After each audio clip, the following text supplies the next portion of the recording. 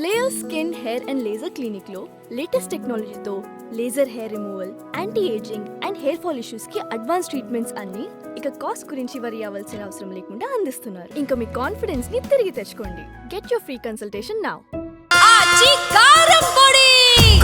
అదరగొట్టే కారం రంగు రుచి ఆచి కారం పొడి. కల్తీ నెయ్యి కేసులో ఛార్జ్ షీట్ దాఖలు చేసిన సిట్ వివరాల్లోకి వెళ్ళినట్లయితే ఏదైతే స్వామివారి ప్రసాదానికి సంబంధించి దాని తయారీకి నెయ్యి, ఆ నెయ్యి కల్తీ జరిగింది అని చెప్పేసి సాక్షాత్తు ముఖ్యమంత్రి గారే సంచలనమైన విషయాన్ని బయటపెట్టారు. ఈ నేపథ్యంలోనే అప్పటి నుంచి అది మామూలుగా కాదు, భక్తుల మనోభావాలు దెబ్బతీసేలాగా జరిగింది అని చెప్పేసి ప్రతి ఒక్కరూ మనోవేదనకు గురయ్యారు. ఈ నేపథ్యంలోనే సుప్రీంకోర్టు ఒక సిట్ని నియమించింది. ఇది చాలా సెన్సిటివ్ మ్యాటర్, సో చాలా జాగ్రత్తగా దర్యాప్తు చేపట్టాలి అని చెప్పేసి అన్న క్రమంలో ఆ సిట్ ఎట్టకేలకు ఆ యొక్క దర్యాప్తు చేపట్టిన క్రమంలో ఇప్పుడు ఛార్జ్ షీట్ దాఖలు చేశారు. సో ఇంతకీ ఏం జరిగిందనేది మీకు ఇప్పుడు తెలియజేస్తాను. నెల్లూరు ఏసీబీ కోర్టులో ఛార్జ్ షీట్ను దాఖలు చేసింది సిట్. 15 నెలల పాటు 12 రాష్ట్రాల్లో సిట్ విచారణ జరిగింది. ఇది గమనించండి, 15 నెలల పాటు 12 రాష్ట్రాల్లో విచారణ చేపట్టడం జరిగింది. బోలేబాబా ఆర్గానిక్ డైరీ డైరెక్టర్లు కోమిల్ జైన్, విపిన్ జైన్ కీలక సూత్రధారులుగా గుర్తించారు. ఏపీతో పాటు 12 రాష్ట్రాలకు చెందిన సంస్థలు, వ్యక్తుల హస్తం ఉన్నట్లు సిట్ వెల్లడించింది. ఛార్జ్షీట్లో 24 మందిని నిందితులుగా సిట్ పేర్కొంది. మరో 12 మంది హస్తం ఉన్నట్లు కోర్టుకు అధికారులు తెలిపారు. తొలుత కల్తీ నెయ్యి కేసు విచారణను రాష్ట్ర ప్రభుత్వం సిట్టును నియమించగా సుప్రీంకోర్టు ఆదేశాలతో సిబిఐ నేతృత్వంలోని 5 సభ్యుల ప్రత్యేక దర్యాప్తు బృందం ఏర్పాటైంది. కేసు మూలాలు తొలుత తమిళనాడులో ఉన్నట్లు దర్యాప్తు బృందాలు భావించాయి. విచారణలో సిబిఐలోని డిఎస్పీలు, సిఐలతో పాటు రాష్ట్రానికి చెందిన 30 మంది అధికారులు పాల్గొన్నారు. కేంద్ర దర్యాప్తు సంస్థ అంటే సిబిఐ నుంచి జేడి వీరేష్ ప్రభు, విశాఖపట్నం డిఐజీ మురళీ రాంబా, రాష్ట్రం నుంచి Guntur range IG Sarvashreshtha Tripathi, Visakha range DIG Gopinath Jetti, FSSAI నుంచి డాక్టర్ సత్యన్ కుమార్ పాండా సభ్యులుగా ఉన్నారు. తిరుపతి అదనపు ఎస్పీ వెంకట్రావును సిబిఐ డైరెక్టర్ విచారణాధికారిగా నియమించడంతో దర్యాప్తులో ఆయన కీలకంగా వ్యవహరించారు. కేంద్ర దర్యాప్తు సంస్థ ఉన్నతాధికారుల ఆదేశాల మేరకు ప్రశ్నావళి రూపొందించడం, నిందితులను విచారించారు. సో ఇప్పుడు ఛార్జ్షీట్ నమోదైంది. 24 మందిని నిందితులుగా చేర్చారు. మరో 12 మంది హస్తం ఉన్నట్లుగా గుర్తించారు. సో ఇందులో ఎవరెవరు ఉన్నారు? అఫ్కోర్స్ ప్రధాన సూత్రధారులు ఎవరెవరు ఏంటి అని చెప్పేసి ఆల్రెడీ ఈ బోలేబాబా డైరీకి సంబంధించిన ఈ జైన్ బ్రదర్స్ని ఆల్రెడీ చేర్చడం జరిగింది. ఇది కాకుండా పాలక మండలికి సంబంధించిన వాళ్ళు లేకుండా, వాళ్ళ ప్రమేయం ఏమి జరగకుండా ఈ కల్తీ నెయ్యి అనేది జరుగుతుందా? అది ధరల దగ్గర నుంచి, ఇది ఒక కల్తీ నెయ్యి అనే కాదు, దాంట్లో వాడే దినుసుల దగ్గర నుంచి ప్రతి ఒక్కటి కూడా నాసి రకమై వాడారు అని చెప్పేసి కూడా ఆరోపణలు ఉన్నాయి.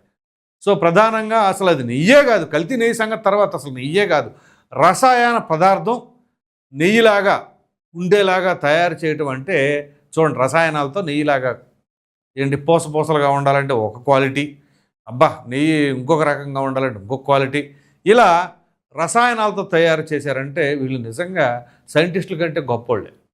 ఎందుకంటే నా మాట అంటే అసలు ప్రసాదం అనేది ఏంటి అక్కడ? అది భక్తుల మనోభావాలతో ముడిపడి ఉన్న అంశం. మరి అటువంటి దానికి వీళ్ళు ఇష్టానురీతిగా తక్కువ రేటు లేకపోతే రసాయనాలు తీసుకొచ్చేసి పెట్టేస్తున్నారు అంటే మన హిందూ దేశమా, లేకపోతే మన హిందువులందరూ కూడా ఇక్కడ మైనార్టీలుగా ఉన్నారా? కలియుగ ప్రత్యక్ష దైవమైనటువంటి శ్రీ వెంకటేశ్వర స్వామి ఆలయంలో మరి ఇటువంటి పనులు చేస్తున్నారు అని అంటే ఇది ఒక్కటే కాదు కదా, మనం పరకమణికి సంబంధించింది కూడా మరలా అది సపరేట్ కేసు. ఇక టిక్కెట్లు అవి అంటారా, అది ఇంకొకటి. సో ఈ రకంగా స్వామివారికి సంబంధించిన వ్యవహారంలో ఎప్పుడైనా ఏ ప్రభుత్వాలైనా జరిగిందా? Apart from this YCP government ఎప్పుడైనా జరిగిందా అండి? 2019 నుంచి 24 మధ్యలో మాత్రం ఎందుకు జరిగింది? ఏ గతంలో ఎంతోమంది ముఖ్యమంత్రులుగా చేశారు మన రాష్ట్రానికి, మరి ఎప్పుడూ లేని ఆరోపణలే అని అనుకుందాం. ఆరోపణ మాత్రం ఎందుకు వచ్చింది? ఏ గతంలో రాజశేఖర రెడ్డి గారు చేశారు, అప్పుడు చంద్రబాబు నాయుడు గారే ప్రతిపక్ష నాయకుడు, మరి అప్పుడు చేయలేదే? ఒకవేళ నిజంగానే కావాలని బుర్ర చల్లుతున్నారు అనుకుంటే మరి దీనికి ఏం సమాధానం చెప్తారు? ఇప్పుడు పైగా సిట్ ఏదో రాష్ట్రంలో నియమించిన సిట్టు కూడా కాదు కదా, అది సుప్రీంకోర్టు పరిధిలోకి వెళ్ళిన తర్వాత సుప్రీంకోర్టు నియమించిన సిట్టు. దానిపైన ఇప్పుడు ఆరోపణలు ఎవరైనా సరే చేస్తారా? పోనీ వైసీపీ వాళ్ళే ఏమి జరగలేదు అని చెప్పేసి ఇప్పుడు చెప్పలేరు, జరిగింది అని ఒప్పుకోరు. పోనీ సిట్ ఇప్పుడు అబద్ధాలు చెబుతుందని చెప్పేసి ఏమైనా సరే వాళ్ళ మీద వ్యాఖ్యలు చేయగలరా? చేయండి, చేస్తే అదంతా మాయా మచ్చింద్రా అని చెప్పేసి అనండి. ఎందుకంటే వీళ్ళు రాష్ట్రంలో ఏదైనా ఉంటే టీడీపీని జనసేనని మాత్రమే టార్గెట్ చేస్తారు తప్ప బీజేపీని టార్గెటెడ్గా ఏ వైసీపీ నాయకులు అంత సాహసించి మాట్లాడలేరు. అది సాధారణ కార్యకర్త దగ్గర నుంచి ఆ పార్టీ అధ్యక్షుడి వరకు కూడా ఏ ఒక్కరు కూడా సాహసించలేరు. ఎందుకంటే దానికి అనేక రకాలైన కారణాలు. సో మరి ఇప్పుడు ఈ కల్తీ నెయ్యికి సంబంధించిన దాంట్లో ఏసీబీ కోర్టులో ఇవాళ ఛార్జ్షీట్ నమోదయ్యింది. ఇప్పుడు ఈ విషయంలో కూడా ఎంతోమందికి గుండెల్లో రైళ్లు పరిగెడతా ఉంటాయిగా. సో ఇప్పుడు దీన్ని ఎక్కడి నుంచి తప్పించుకోవాలి? ఇంకేం తప్పించుకునేది, ఇంకా తప్పించుకోవడానికి ఆస్కారమే లేదు. ఇక్కడ టీటీడీకి చైర్మన్గా ఆ సమయాల్లో ఇద్దరు చేశారు వైసీపీ హయాంలో, భూమన కరుణాకర్ రెడ్డి, వైవి సుబ్బారెడ్డి. మరి ఇప్పుడు వీరిద్దరు నా హయాంలో కాదంటే నా హయాంలో, వీళ్ళిద్దరు హయాంలోనూ నాది కాదు అంటే మరి ఎవరు హయాంలో జరిగినట్టు? అది అధికారంలో ఉన్నప్పుడు మీరే కదా ఆ పదవులో అలంకరించింది. సో మరి దీనికి ఏమి సమాధానం చెప్తారు? ఇప్పుడు మామూలుగా ఇమ్మీడియట్గా ప్రెస్ మీట్ పెట్టి మాట్లాడే భూమన కరుణాకర్ రెడ్డి ఇప్పుడు ఛార్జ్షీట్ నమోదు చేసిన తర్వాత మరి ఇప్పుడు ఏమైనా సరే మాట్లాడగలుగుతారా? చెప్పాలి సమాధానం ఖచ్చితంగా. ఎందుకంటే ఆరోపణలు వాళ్ళ వైపే ఉన్నాయి కాబట్టి వాళ్ళు ఖచ్చితంగా వాటిపైన స్పందించవలసిన బాధ్యత ఉంది. పైగా స్వామివారంటే అపారమైన గౌరవం, భక్తి అన్నీ వీళ్ళకు ఉన్నట్లుగా మాట్లాడుతూ ఉంటారు. మరి ఇటువంటిప్పుడు ఈ విచారణ మీద కూడా, ఈ ఛార్జ్షీట్ మీద కూడా ఖచ్చితంగా స్పందించాలి. స్పందించకపోతే ఖచ్చితంగా ఇదంతా కూడా మీరు ఒప్పేసుకున్నారు, వాస్తవానికి అది మీరు ఒప్పేసుకున్నారు అనేది ప్రజలకు భావన బ్రహ్మాండంగా వెళ్ళిపోతూ ఉంటుంది. సో మేము ఒక మతాన్ని కాదు, ఒక కులాన్ని కాదు, అందరు మా వాళ్ళే, నా ఎస్సీలు, నా ఎస్టీలు, నా బీసీలు అని చెప్పేసి చెప్పుకునే వీళ్ళు అంత పవిత్రమైన స్వామివారి ప్రసాదాన్ని కూడా ఆ రకంగా చేశారు అని అంటే ఇంతకంటే దౌర్భాగ్యం, దుశ్చర్య ఏదైనా ఉంటుందంటారా? నిజంగా ఇది అసలు ఎవరు ఊహకు కూడా అందదు ఈ రకంగా జరుగుతుంది అని చెప్పేసి.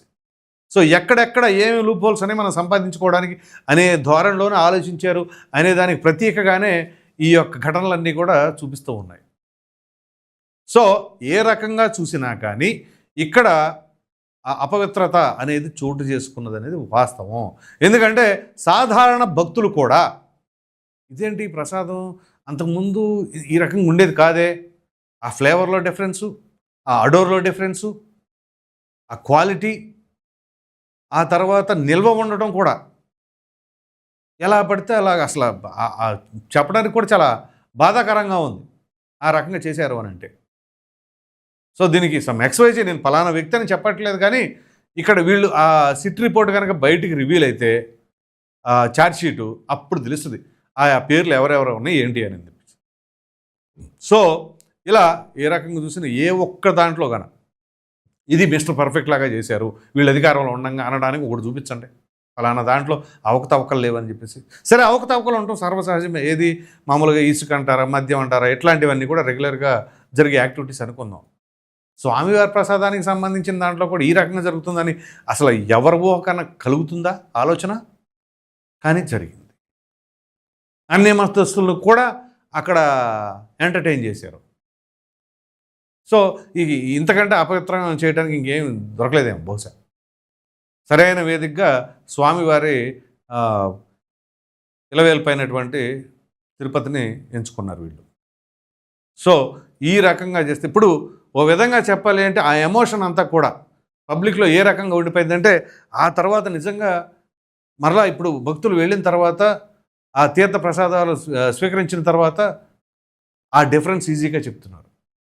అంతెందుకు అన్ని విషయాల్లో అక్కడ ఇవాళ ఆ భక్తుల క్యూ లైన్లో వాళ్ళకు ఉన్న సదుపాయాలు కావచ్చు, అన్నదానంలో కావచ్చు, ఇలా ప్రతి ఒక్క దాంట్లో కూడా చాలా నాణ్యత పెరిగిందని చెప్పి సాక్షాత్తు ఆ పార్టీకి సంబంధించిన వ్యక్తి మాజీ మంత్రి అంబటి రాంబాబు డైరెక్ట్గా చెప్పారు. సో ఇంకంతకంటే సర్టిఫికేట్ ఏం కావాలి? ప్రతి దాంట్లో కూడా విమర్శలు చేసేవాళ్ళు డైరెక్ట్గా అంబటి రాంబాబు గారే అన్నారు, బ్రహ్మాండంగా ఉన్నాయి ఇక్కడ అన్నీ కూడా ఫెసిలిటీస్ అని చెప్పేసి అన్నారు. ఇక దాన్ని బట్టి అర్థం చేసుకోండి. సో కాబట్టి ఇక్కడ ఏదైతే సిట్ ఆ యొక్క ఛార్జ్ షీట్ని కోర్టులో దాఖలు చేసిందో, మరి దీనిపైన వైసీపీ నాయకులు ఎవరైనా స్పందిస్తారా లేదా మీరేమనుకుంటున్నారు అనే అభిప్రాయాన్ని కామెంట్ రూపంలో ఖచ్చితంగా తెలియజేయండి. Thank you.